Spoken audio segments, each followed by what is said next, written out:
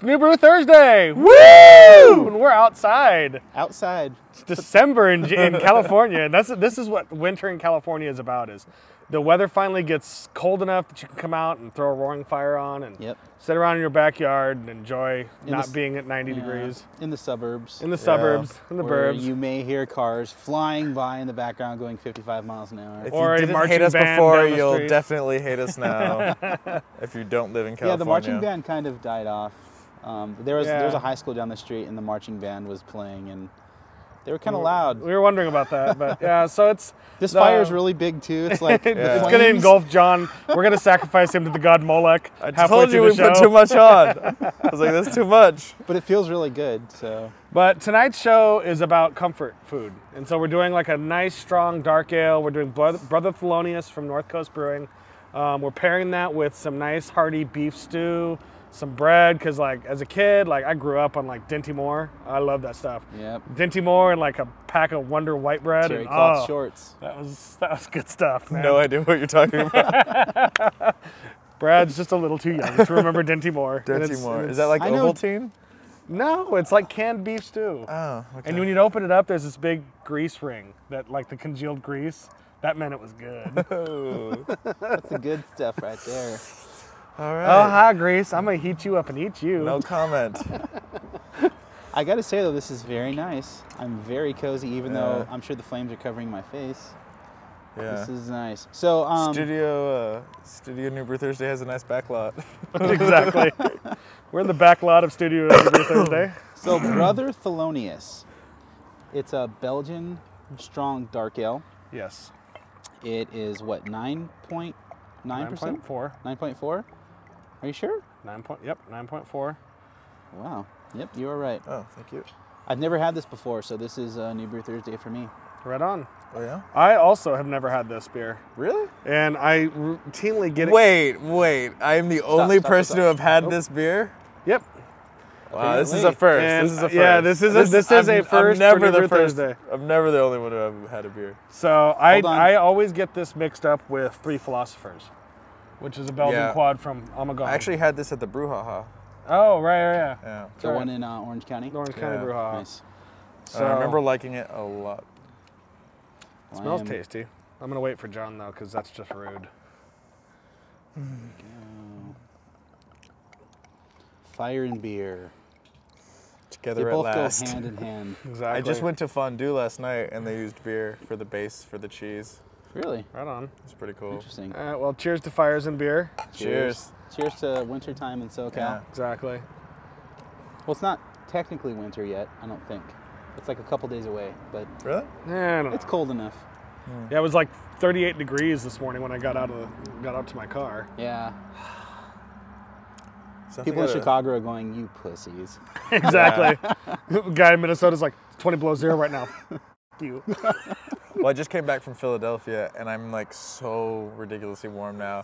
Everyone else is like in full-on like sweaters, like it's getting a little cold, don't you think? I'm like, you have no idea what cold is. Exactly. You can shut the hell up.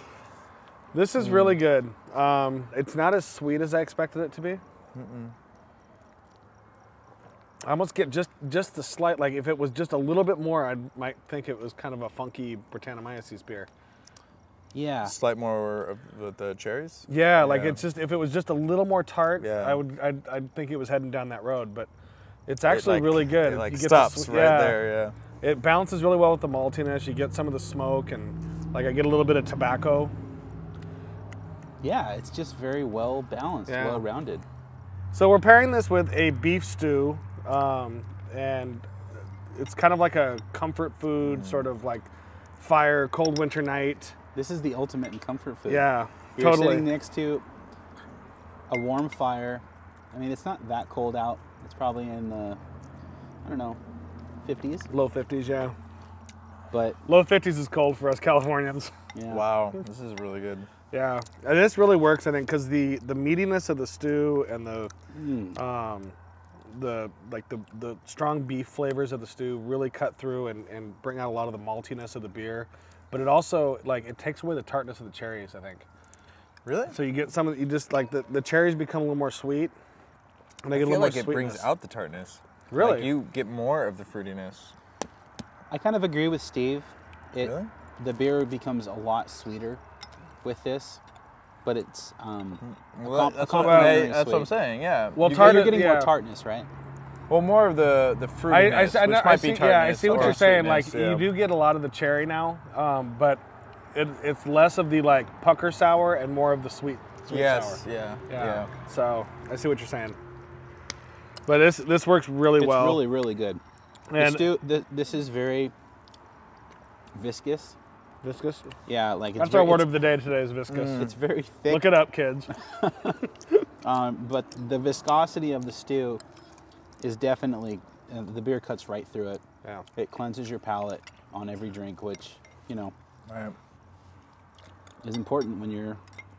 It's got those scrubbing bubbles that you mentioned bubbles, before. exactly. Yeah. Well, and speaking of Bill, we have to give credit to Bill for the pairing because he did send me a text message today saying beef stew. So thank you, Bill. It worked. Great idea. Bill's pairings are never a letdown. Yeah. And speaking of which, we're going to go off to a pairing that we promised you last week when we did Portamarillo from Epic Beer and Dogfish Head.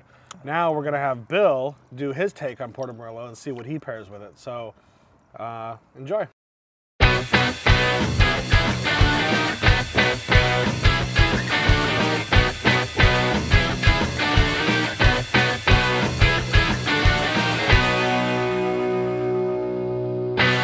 Hey everyone, welcome to another Master Pairings. It's me, Bill Sysak, known as Dr. Bill in the beer community, and my good friend Steve Johnson. And we are today trying out a beer that was recently shown on Sam's third episode of Brewmasters. It's by Epic Brewing, and it's the Portamarillo. It's epic. Now, Portamarillo is not a play on porter and Amarillo hops. No. Actually, it's a play on the Tamarillo, which is the classically known as the You know what? tomato tree of New Zealand. I never got the porter part of it. Duh. Yeah. So it's a Portamarillo. Now I feel like an think idiot. it's a 7%, right? Yeah, 7%. It's a porter that's smoked, actually. They use some wood chipping from the sacred tree there. You know the name of it, don't you, Stephen? The Pahutakawa. There you go. And also, I think that's also known as the New Zealand Christmas tree, right? Yes, it is. And then we have the Tamarillos, which are a tree tomato or a very sweet tomato that they actually roasted some and then they put some fresh. Now, have you ever had a Tamarillo? I have had a dish with the Tamarillo. I've never actually. Now, is it tomatoey? Because that was one of the big questions. Because we've never had one when we did this beer on the show. So it is tomatoey. Vaguely, it reminds you of a tomato, but it's a different sweetness. It's kind of it's almost more fruit-like. Right. Okay. So it's really interesting. So I think we should try them out and see how they are. Let's do it. It's got a very aggressive head. Which, It's lovely. I'm a fan. Dense. It's a classic porter color. Cheers. It's kind of got this dark mahogany. I mean, it's like you can just see when I'm holding it up to the light. Yeah. Just see through it, which you should. It shouldn't be completely opaque. That's a good way to define the difference between a classic stout and a porter in most cases. Is a porter will usually have a little bit of clarity running through it, more of a mahogany or a deep, dark brown color, where you can see actually some light, where most stouts are usually completely opaque. Got an interesting nose. Mm-hmm. It's I think you get more of the Tamarillo on the nose than you do in the flavor profile. Like the Tamarillo comes in the back end. You get a smokiness right up the front. You get the roasted malts, and then you get some sweetness. But yeah, I can see where you're getting that kind of You get sweet. that like sweet little fruity hint on the nose. And then it goes into the porter, and it's kind of interesting. It's almost like it almost turns it because it's because it's a tomato and it's smoky and roasted. It almost picks up this barbecue sauce note. Okay, yeah, I can totally sense that. Because that's a perfect blend when you get the caramelization and tomatoes, obviously. You're picking up things like that. You're getting this roastiness from the grains, but you're also getting this roastiness from the fruit. So that's really interesting. So I picked out a couple really interesting dishes for us. We have a great 5-year-old aged Gouda from Holland. that's really crystallized and has a lot of great flavor. So feel free to dare my knife and just go in there, Stephen, and grab a piece. This is like candy right here. Oh my God, it's really good. Now you've also paired this style Gouda cheese with like a hemp ale, the hemp ale. Yeah, an older Gouda pairs really well with anything with caramel notes. That's why we can do this. There's a lot of great cheeses that are very versatile with a lot of different beers. Yeah, that really works. Now on the show, I did an aged Gruyere. Okay. And which I thought worked really well, but also a Havarti cheese. Okay. That I thought kind of set off the sweetness quite a bit on it. Right. Usually I would do a Havarti with something a little bit lighter roast, something like a Saison perhaps, or just a good German lager. I heard you did another cheese with it too. The double cream brie, which I did not like. I was hoping we were gonna. Yeah. Just spray the camera again now. Yeah, the double cream brie. How could anybody not like a double cream brie? I love double cream brie. It's one of my favorite cheeses. I just don't think it adds a whole lot to beer. Wow. So. Stay tuned for a future episode where Dr. Bill eat my words. There's 5 different styles of beer with double cream brie. It's very unctuous and fat and kind of like amazing substitute for butter almost when you have these double cream bries, triple cream bries, different things like that. So there's certain beers where that unctuousness will play out more. Porter, I wouldn't probably assume to do that. So that was you guys learned something. Right. So I thought this was a really good pairing. I thought this really played out the Tamarillo. You get this really intense fruity flavor at the beginning, and then you get back into the caramelized notes of this, and then you finish with the roastiness. So I think this goes really well. So I've got some little pork chops, some boneless pork chops, and I thought we'd... Do you just have pork chops, no applesauce? No applesauce, sorry, sir. There you go. Is that too big? No, it's perfect. Yeah. That totally works with us. Now that plays more off the caramelization, and you get that and the caramelization from the roasted grains, and this, they just really balance really well. This would have been successful, to be honest, with a lot of different meats that had grilled, even for you vegetarians out there. Perfect, and actually Portamarillo, you can say it's portobello, pair it with a grilled portobello, go fabulously, and actually a little blue cheese on that portobello with this. Yeah, that sounds delicious. Nice, nice, nice. Yeah, this, I think this, it adds to the roastiness of the malts, but it almost tones it down a little bit, where you get a lot of the nice flavor, but it comes down just enough that you start to get the sweetness from the Tamarillos coming out too. Well, when you have something like this, it really reminds you that it's what a true porter is supposed to taste like and what's coming out. Right. You get that, and then you do get the Tamarillos coming in at the end, but the porter really plays nicely with this. So what do you think? Pretty successful pairing. Oh, this is awesome, yeah. All right, guys, thanks for coming out and watching another Master Pairings. Looking forward to seeing you next time. Cheers. Boom. So once again, I want to say thank you to Luke for providing us that beer from Epic Beer. He's amazing and awesome. It was such an amazing honor to have that beer. How awesome was it to get that beer? Seriously. And thank you so much to Dave. David, follow him at DavidA330. You won't regret it. He's snarky and drunk most of the time, but it's cool.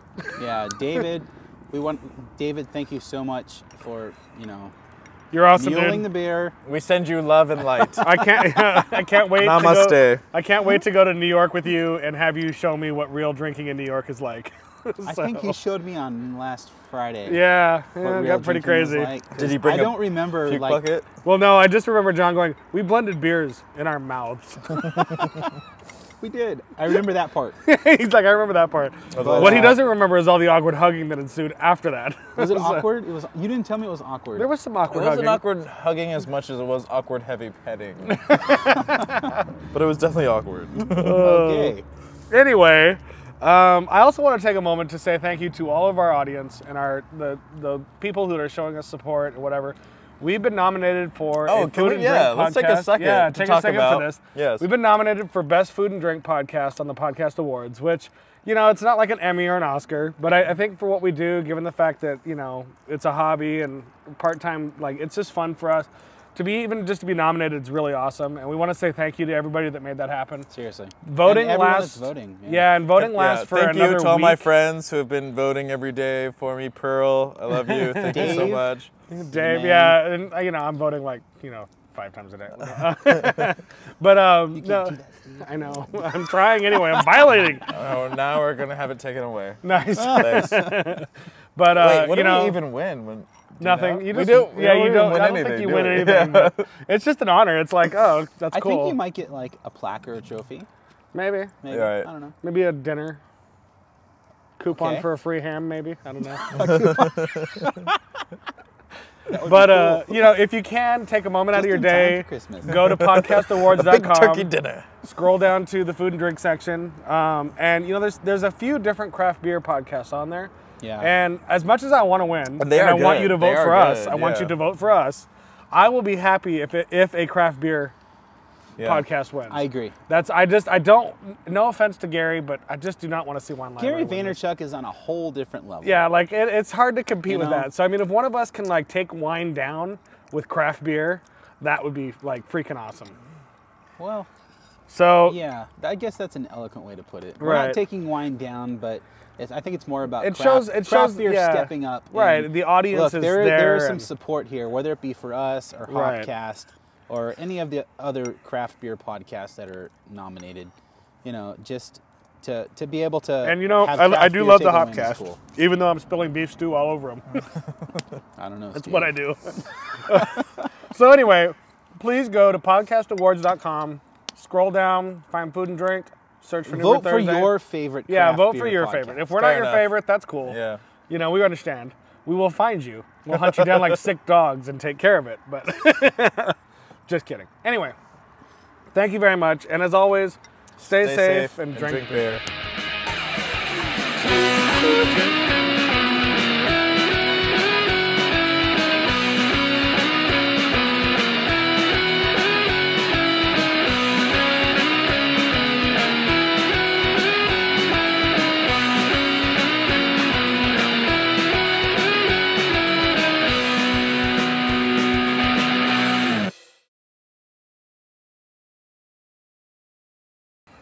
We're going to throw Brad in the fire now.